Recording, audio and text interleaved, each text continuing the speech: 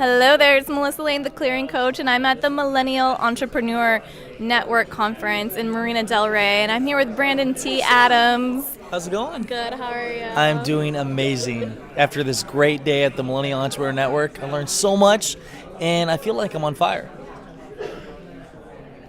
Oh, I burned you.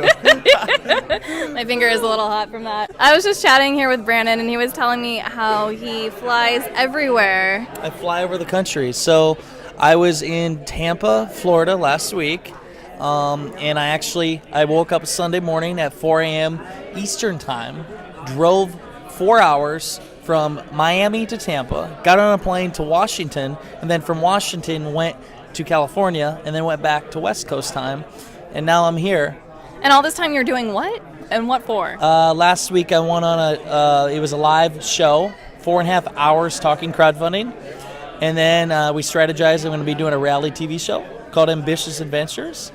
Did that? Yeah, I bet you didn't know that one. Oh, I didn't. This is awesome. Where's this reality show going to be aired? We're going to travel to 10 cities across the country, and we're going to interview entrepreneurs. We're going to actually crowdfund it on July 11th. So that's one of the projects. And then I went to Miami to see some friends. You know Grant Cardone? I do. Okay, well, I've been on Grant Cardone's show. I'm friends with his assistant. And I actually did see Grant briefly. But went there, and now I'm here for the Millennial Entrepreneur Network. I was just at the Zoic event. What's that? Zoic, it's when the left brain meets the right brain. I don't know. Oh, I get you. You know Forbes Riley, Kevin Harrington, Lori Taylor, Ron Klein? No, but I understand the left brain, right brain thing. Okay. Now, here's the thing. I just found out that Brandon is 26 doing all this. So how did you... I feel like I'm 50. That shouldn't be. We need to get you hooked up with some of these health people around here. No. So how did that come to be? How did I get into all this? Yes. Well, I am a kid from a small town, Garnavillo, Iowa. 750 people. My dad sold packaged ice for a living. And yes, you can make money selling frozen water. People laugh when they say that. I grew up in that business, and But it's like an ice company we all recognize. Arctic Glacier Ice, it distributor. If my dad owned that, I mean, he'd be worth probably $1 billion. But no, he owned a distributor of it. I worked in that growing up and saw what it's like to work in a business, brick and mortar. And we had a distribution area about 60, 80 mile radius in 3 different states. And 2 years ago, my dream was to buy his company out. So I bought it out 2 years ago, right out of college. And so awesome. Yeah, so that was the start. But here's the thing, like everybody told me, like, hey, it's your dad's business, you bought it out, whatever, you don't do your own thing. Well, I wanted to do my own things. One day, on a hot day, I invented a product called the Arctic Stick. The Arctic Stick? The Arctic Stick. It cools and flavors your bottled beverage. It's on Amazon, sells on Amazon. So it took me three years to develop and about $100,000. And I went through the whole process, went on a reality TV show.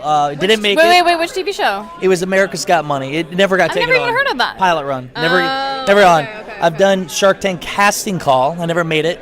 Okay. But I got on USA Today for that. Okay. And I went through the whole process. But what I found out for inventors or anybody is the hardest thing with inventing is having money, taking a product to market. So I had went through the Family, Friends, and Fools. I went and looked at Investor. I looked at all the different options. I ended up doing crowdfunding on Kickstarter, and I raised, did a Kickstarter campaign, raised like $26,000 in 33 days. It wasn't a lot, but it was something. Still it was good. something. Yeah. But I did everything wrong, and I saw that most campaigns out there, well, 70% of them to be exact, were failing. Okay. So what I did is I saw as an entrepreneur, you see a problem.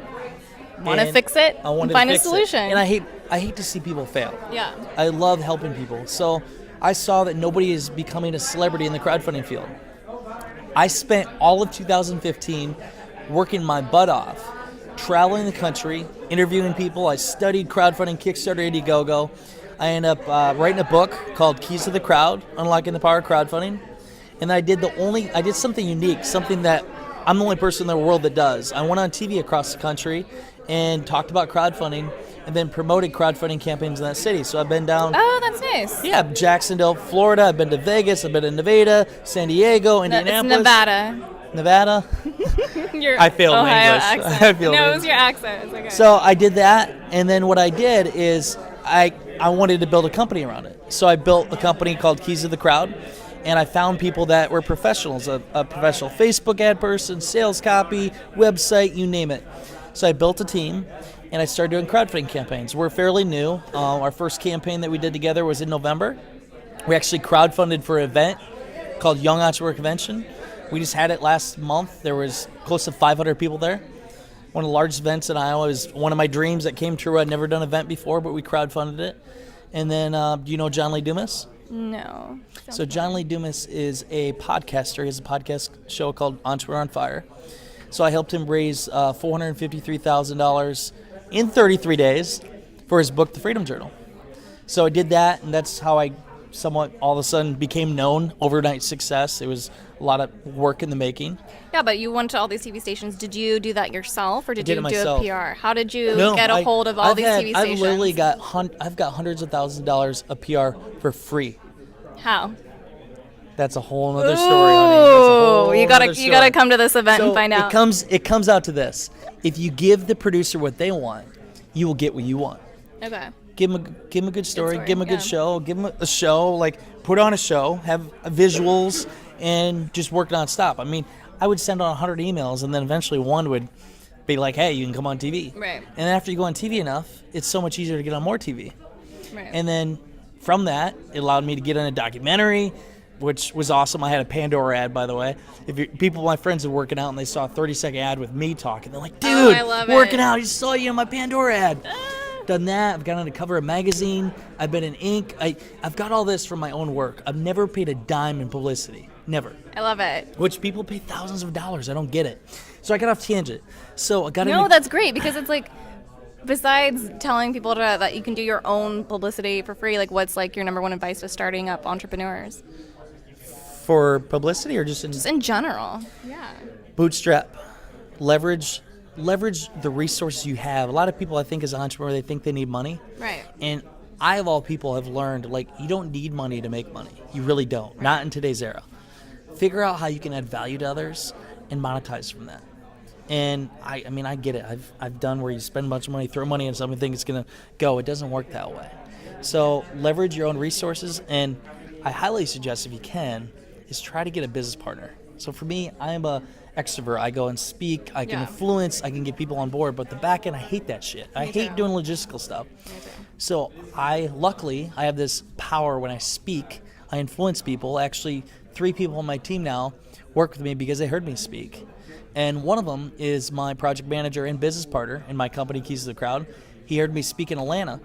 And he said to me after a presentation, he said, Brandon, he's like, how do you do what you do? I want to do what you do. Like, I hate my job, I hate everything. And I said, if you died tomorrow and looked back in your life, would you be happy with it? He sat and he had like a little moment and he looked. He said, I guess I never thought of it that way. Mm-hmm. Came back to me 10 minutes later. He said, wow, dude, you're in my head, man. Like, dude, I'm going to quit my job. I'm like, here's my advice. Read my book. Read the book Think and Grow Rich. And listen to these 3 podcast shows of mine. He did that in like 4 days. Oh, nice. And then I said, add value. If you add value, if you be a part of the vision, it could turn into something. He had value to me for free every single day for like 4 months. In January, he quit his job. He joined me full time, and now he's my business partner and right-hand man for my company. That's beautiful. And we're on track. Within the next year, we'll do $1 million. I love it. So just the learning lesson for this is, for anybody out there, people want money. And hey, what's in it for me? I've worked so hard doing things for free. But it's not really for free. I learned. I use that knowledge because knowledge is wealth if you can do something with it. Right. What Michael, my project manager, did is he added value to me. He made his own position, and now he's going to be profiting from it way more than he could anywhere else because he added value. So that's how I built my crowdfunding company. And now next month, in July, we're going to probably have 5 crowdfunding campaigns launch. We're launching a crowdfunding campaign for Joel Comm. He wrote Twitter 2.0. He has a clothing line we're going to launch. We're launching a crowdfunding campaign for a dog documentary. We're launching a crowdfunding campaign for the reality TV show that I'm going to be on. Right. And then we might even be launching a crowdfunding campaign for a guy in Australia for a hospital in Fiji. So where can people find out more about you? What's your website? Well, Snapchat. Oh my, no, just because he knows that I don't Snapchat- use it that much. Snapchat is BTAdams18. My website for my podcast show, blog, and all the crazy shit I do is BrandonTAdams.com. Why do I use a T? Because there's a famous poker player, Brandon Adams. I'm the only Brandon T. Adams. Okay. And if anybody wants to crowdfund, it's keystothecrowd.com. Very simple. I give you the keys to the crowd so you can have success and raise money for anything. Nice. Awesome. Well, thanks you guys so much for watching. Thank you so much. Subscribe here to the Melissa Lane channel, and you can see more inspirational interviews from entrepreneurs and inspiration from me on becoming an entrepreneur. Bye. Peace.